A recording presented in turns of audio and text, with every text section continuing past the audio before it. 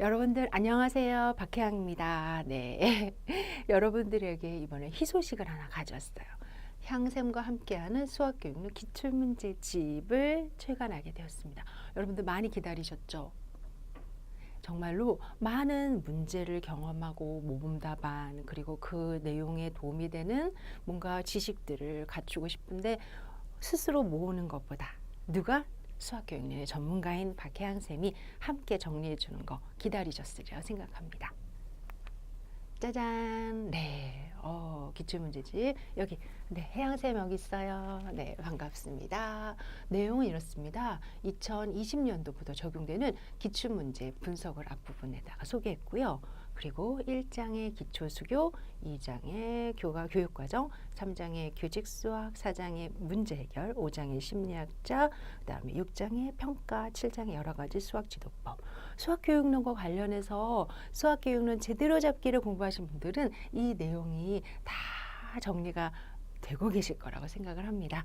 이제 기출문제집을 통해서 내용들을 잘 다져가는 시간, 그리고 공부, 글쓰기에 대해서 준비하는 시간이 될 거라고 보는데요.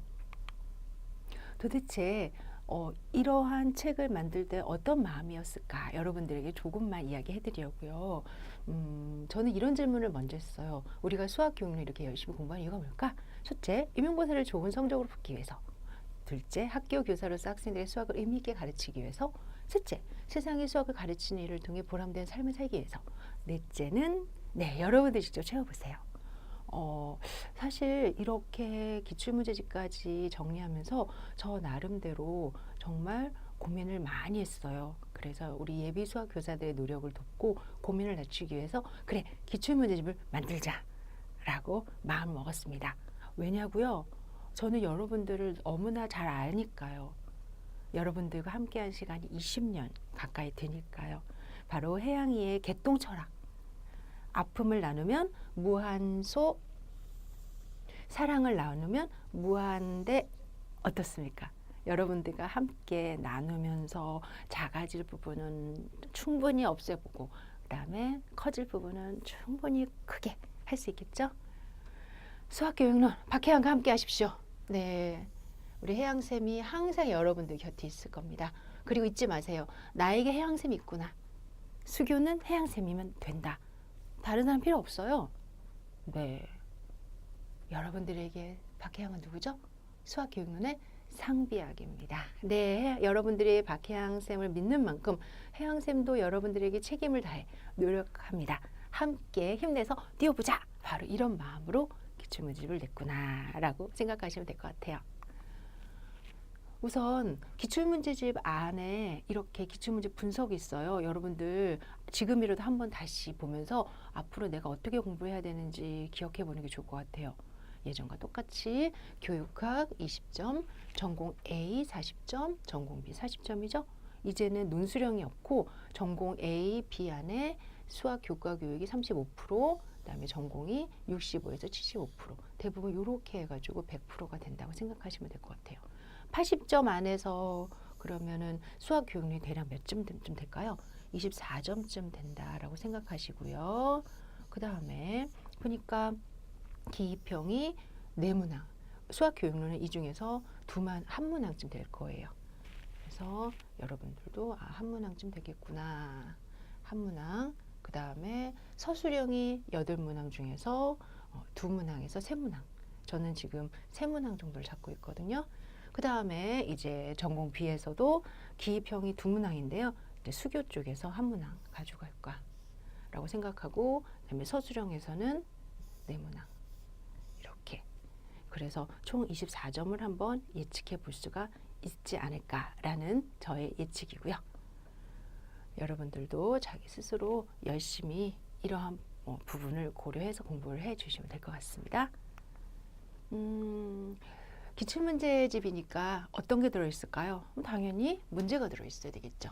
문제는 항상 앞부분에 몇 년도 기출이다라는 게 적혀져 있어요. 그래서 2018년도 기출이다. 그리고 기출들에 대한 내용 그대로 잘 적어서 놨고요. 그 다음에 여러분들의 기출문제집에서 가장 하이라이트 모범답안이죠. 모범답안 이렇게 잘 소개가 됐어요. 그리고 여기까지만 끝나면 안 된다고요. 그래서 향샘은 해설을 같이 넣었겠죠. 여기서는 반영적 추상화의 하위 두 단계인 반사와 반성 과정에 대한 구분과 그 근거를 함께 설명하셔야기 때문에 반사와 반성은 뭐다? 그럼 저는 이 반사라는 이런 부분을 근거로 답을 썼을 거다. 반성을 근거로 답을 썼겠다라는 거 알 수 있겠죠? 그 다음에 여기서 끝나는 게 아니라 해양샘의 제한, 그래서 반영적 추상화의 하위 두 단계를 소개한 좋은 문제이고요. 특히 반사, 반성 이해하는데 적극적으로 활용할 수 있다. 이런 이야기가 있어요. 따라서 조금 더 반사, 반성이던 어떤 내용이든 기출문제를 어떻게 활용하면 좋고 어떠한 식으로 이 문제를 푸는 게 여러분들의 학습에 효과적이다라는 거를 제안에다 넣었습니다. 이렇게 하나하나 영역별로 꼼꼼히 문제가 들어가는데 정말 도움이 많이 되겠죠. 향샘이 몰래 알려주는 기출문제집 활용 팁입니다. 네, 선생님 그러면 기출문제만 이렇게 하나하나씩 보면 될까요? 노노노노노 그렇지 않아요. 제가 기출문제를 여러분들에게 이렇게 소개하는 이유는 기출문제를 통해서 문제를 잘 이해하고 답안도 잘 기억하라 라는 게 아니에요. 참고로 질문 하나 할까요? 기출문제에 나왔던 문제는 임용고사에 다시 나온다 안 나온다? 안 나온다. 맞아, 안 나와요. 문제가 바뀌어서 소개가 되거나 다른 컨셉으로 나올지언정 동일한 문제가 나올 이유는 0%예요. 그러면은 기출문제집을 제가 공부해서 뭐 할까요? 바로 이런 겁니다. 2008년 기출문제예요. 스캠프가 제안한 이해의 유형 가운데 철수의 대답과 가장 관련이 깊은 것은 이라는, 여러분들이 딱 보더라도 바로 이건 도구적 이해야 라는 걸 알 수 있는 문제거든요. 그런데 도구적 이해라는 것을 지금 어떠한 상황으로 알 수 있느냐, 우리가 책에서 이론으로 배웠는데 그 이론만 가지고 이게 도구적 이해다라고 예측하는 것보다 실제 상황 안에서 기억할 수 있는 그러한 좋은 어떤 컨셉이 기출문제에 들어있다라는 거죠. 예를 들어서 이 글 같은 경우는 두 대각선의 성질이 어떠니? 하고 교사가 질문했죠. 그랬더니 두 대각선 서로 다른 것을 이등분해요 하고 답을 철수가 정확하게 써요. 그리고 이렇게 같아요 하고 정말 수학적으로 표현도 정확하게 써요. 그렇구나. 그럼 어떻게 그렇다는 걸 알 수 있지? 여러분들 줄 주세요. 어떻게 그렇다는 것을 알 수 있지요? 이렇게 교사가 물으니 철수는 초등학교 때 그렇게 배운 것으로 기억하고 있는데요. 그 이유는 잘 모르겠어요. 이렇게 대답을 하면서 기억을 하고 있는데 이유를 잘 모르는, 그러면 우리는 도구적이다라고 표시를 할 수 있잖아요. 이제 서술형으로 바뀝니다. 그럼 어떻게 된다?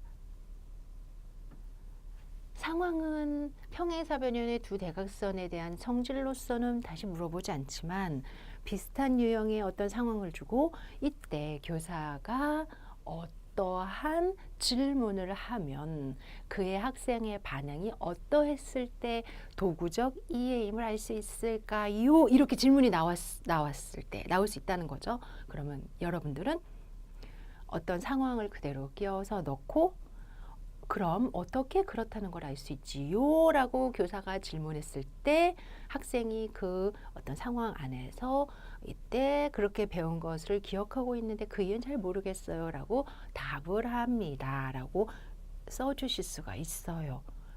지금처럼 기출문제를 무엇으로 사용하면 좋다? 내가 알고 있는 지식의 직접적인 적용이나 구체적인 상황으로 소개하면 좋다라는 거죠. 그리고 여기 2010년도 기출문제도 비슷한 유형입니다. 이때 삐아제 이렇게 이름도 한번 다시 확인해 볼 수가 있어요. 그다음에 인지발달 이론, 우리가 공부했던 내용이 정확하게 보이는지, 그리고 핵심적인 개념 중 하나는 반영적 추상화다라고 돼 있죠. 그래서 이렇게 내가 배웠던 지식의 어떤 한글화, 영어화된 단어들도 다시 한번 확인해 주셔야 돼요. 이 개념과 관련된 수학적 활동이나 과정이 예로 적절하지 않은 것, 반영적 추상화를 우리는 학생의 조작에 대한 또는 활동에 에 대한 일반적 조종으로서의 추상화라고 정의를 알고 있지만 그 정의가 가진 적절한 예시까지 이해하는 거 힘들죠. 그런데 답이 3번이니까 3번을 제외하고는 모두 반영적 추상화다라는 거를 여러분들이 바로 확인할 수가 있죠. 이렇게 그러면 반영적 추상화의 무엇을 여러분들은 알고 가시는 거다? 적절한 예를 4가지는 알고 가시는 거예요. 4가지. 그러니 기출문제 안에 있는 예시, 문구, 문장, 그 다음에 그 안에 소개되어 있는 어떤 특성이나 또는 상황들을 하나의 지식에 덧붙여서 공부하시면 정말 좋을 것 같다는 생각이 드시죠? 해양쌤이 알려주는 기출문제 활용 팁이었습니다.